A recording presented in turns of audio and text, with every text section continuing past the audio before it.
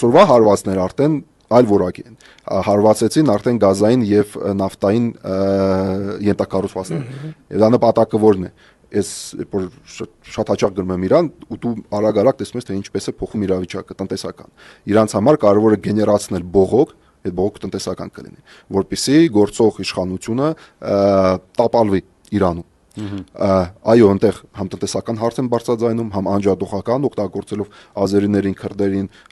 բալուջիներին, սա երկարաժամկետ իրանց նպատակը։ Բայց Պուտին-Տրամփ հերոսազրույցից հետո ես Տրամփի հայտարարությունը մի քիչ ժամ առաջ նայեցի,